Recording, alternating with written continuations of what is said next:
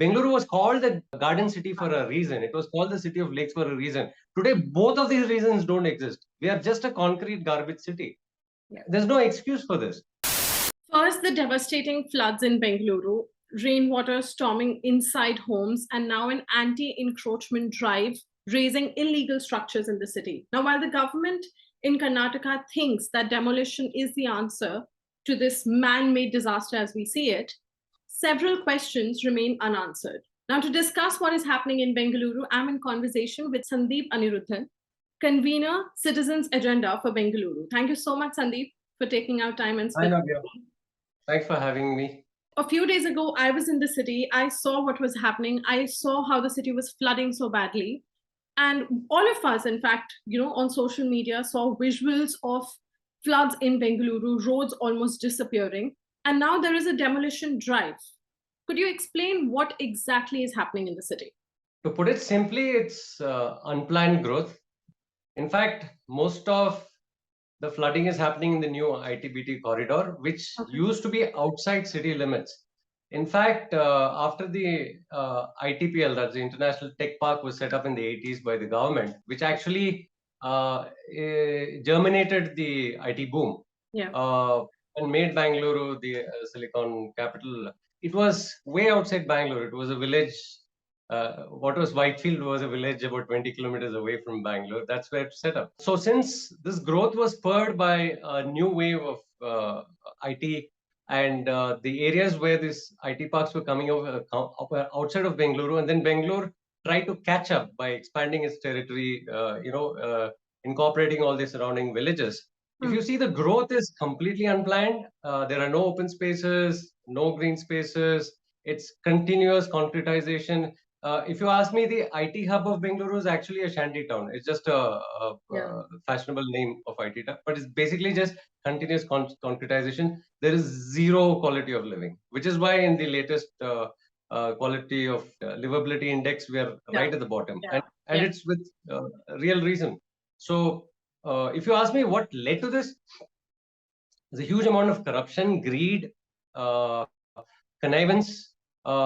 Firstly, all our original revenue maps, which go back to the 19th century, are excellent. If you look at the British maps, they have captured excellent detail. The valleys are captured, the stormwater drains are captured, the lakes, hills, the contours are captured. Excellent maps.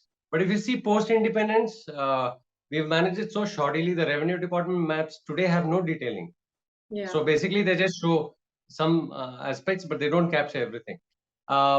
Then the state government, there was this rush in the 60s and 70s by politicians to grab land. So typically what they would do is, as the city becomes more and more urbanized, the open spaces of the previous village areas, that typically how the villages were organized is, they would have a lake. Surrounding the lake would be the floodplains which lead to it, which would typically be left open as grazing land. So they're called gomalas. So when the city became urbanized, the concept of grazing animals took a backseat. So these, if the city had a vision, now this is the problem, the city didn't have a vision on how it should develop. Had we had good leaders, if they had a vision, what they would do, they would have ensured the lakes were safe, the waterways were safe, and the gomalas, the grazing lands, could have become public parks. This would have had a public function, but they did not do that. They allowed politicians to grab these lands, fake documents, and then get rid of all the old maps. So if you see the old maps of Bengaluru, like the 19th century, 20th century maps, it's very difficult to obtain them now because the government officials themselves in connivance have tried to get rid of them. Second, the RMP, the revised master plan of the city, which is the comprehensive development plan, ideally should be done by planners. But in our city, because of the corruption of politicians, they've always entrusted this job to BDA, which is Bengaluru Development Authority, which is nothing but a real estate agency. The only job the BDA has is to acquire lands, cut them up into sites, and resell them. It's purely a real estate agency. It just happens to be owned by the government. In the 74th Amendment, which was passed in 1992 by our parliament, this is a national law. Cities and metropolises have to have a metropolitan planning committee which forms the comprehensive development plan for the city. Yeah. That has a function. But this government, because it's corrupt, I mean, I'm talking of governments down the line for decades. Since they're all corrupt, they didn't want a transparent planning function. So they would use a real estate agency to create a totally messed up plan. The RMP 2015, which we have right now, is so full of errors. There are lakes missing in it. Rajakaluve is missing in it. Zones are wrong. Everything is wrong in that. But that is what we still are using. So then goes to the next step. So basically, the RMP gets to be used as a basic document on which any plan approval takes place. You see, already corruption has happened. The RMP is flawed. Then the BBMP is the authority to give plan approvals. Now, the BBMP refers to the RMP 2015, which is full of errors. Instead of referring to the revenue documents, the revenue maps have fairly decent details. It will not do that. They'll refer to the RMP and say RMP has been passed. Therefore, that is a law. We will follow that. Now, if you go by law, that is not at all right. We have to refer to the base documents, which are the records, which are the revenue department, because that is the authentic record. And then comes most important function of a city government, which is enforcement.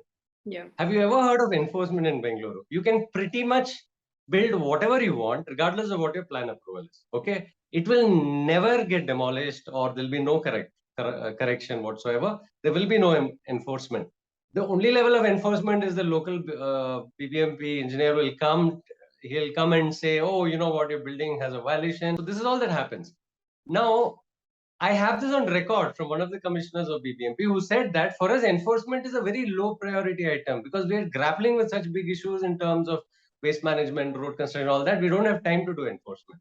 So that explains everything that's wrong with the city. We don't have enforcement, zero enforcement. The biggest characteristic of the city is that it is lawless. This is a city where the lawlessness thrives. If the approval is given by BBMP, then BBMP is responsible. I mean, I'm sure if you went to the courts, that's what the court would say. Second, who should take responsibility for it? Now, people who took approvals spent considerable amount of money and built those constructions. Today, the government, without notice, is going and demolishing them. Now, who bears the cost of that loss? So, if the government is demolishing those first, the government has to compensate those people. Absolutely. The government has to say, yes, it was our fault. We gave you permission. This actually reminds me, Sandeep, a few months ago when it was raining really heavily in Bengaluru. And I remember I was in the city for reporting and a lot of these buildings collapsed. You know, everybody pointed fingers towards the government saying there's so much corruption, the same blame game altogether, even now. Now, in the middle of all this, what's happening is now that there is a demolition drive in the city, people who are living in these so-called illegal encroachments and properties, they are forced to leave the house. They are the people who spent a lot of money to live there. What happens to them? Why should common people suffer at the end of the day? Yeah, I think this concept of rule of law is not being shared by anyone. I mean, government officials don't care about rule of law. Even commoners don't care this interest. They are like, let's say to a large extent, there are people who are guilty of it as well. Like people know they're violating, but they bribe and get an approval, assuming that once we have an approval, nobody can touch us. So there's a lot of gray area. But the point is, if the government has issued a document, I think we, in no uncertain terms, we have to declare government is responsible for every building that has a plan approval. The government should pay compensation and then demolish. Otherwise, we will never get to the point where anybody takes responsibility. There is no excuse for not taking responsibility. Let it pay compensation and let it punish the officials. I mean, I've not heard of any BBMP official ever being punished for any of his mistakes. Government itself is a big violator. You have to understand, this is why governance fails in our cities. Number one, planning, 74th Amendment. It's a part of a constitution. When the government doesn't follow it, when it does not set up metropolitan planning committees, but it doesn't set up area planning committees and ward planning committees, and it doesn't ensure ward committees are functional, then they're violating the constitution. Why is the state government violating the constitution? Doesn't make sense to me. Then the wetland rules under the Environment Protection Act. This clearly mandates state governments to notify every wetland. See, Bengaluru had about 30 to 50% of wetlands. It was marshes, floodplains, ponds, rivers, streams, tanks, lakes, all of these are wetlands. About 30 to 50% of Bengaluru was that. Now, because the government is not notifying the wetland rules, what happens? All of these are lying open to exploitation and conversion. So Bangalore has lost about 90% of its wetlands because government doesn't care. Why is government not following the laws? Yeah. So it starts right at the top. Absolutely. Irresponsible governments, irresponsible politicians. Most of these politicians are corrupt, hand in glove with the real estate mafia. Yeah. They're all greedy to make money. They throw the rules and laws to the winds, and they just go about grabbing. Yeah. This culture is what is sinking Bengaluru. Absolutely. You know, several citizens in Bengaluru and several activists as well say that the situation in the city has just worsened over the years. This is contrary to what the government says. They say that the situation is worsening. These are not just words. Even if we look at data, a recent IISc study says that 78% of Bengaluru is concrete, which is why the city is flooding. What do you have to say about that? The facts speak themselves, Yeah. regardless of what anybody claims. Bengaluru has been descending into a mess. 1970, we had about 70% green cover. That was really a garden city. It was a forest city. Today, it stands at about 2%. What does it say? 98% of our green cover has been destroyed just in 5 decades. Yeah. This has happened right in front of our eyes. I'll tell you, Indiranagar, Koramangala were built on multiple lakes and wetlands. So typically, if you're traveling around Koramangala and if you have a Dishank, there's an app by the government called Dishank. If you have it open and you're traveling on the road, you'll suddenly see you're in the middle of a lake. Yeah. Or you're in the middle of a Rajakalwe, or you're in the middle of marshes, and you'll be like, what the hell is going on? Yeah. So these are the gross crimes committed by what we call government. A lot of citizens have alleged, when it comes to the ongoing demolition drive, that the government and the BBMP are targeting the poor. And, they are sort of sparing the rich and the mighty in the city, those living in posh layouts and residential areas. Do you think that's true?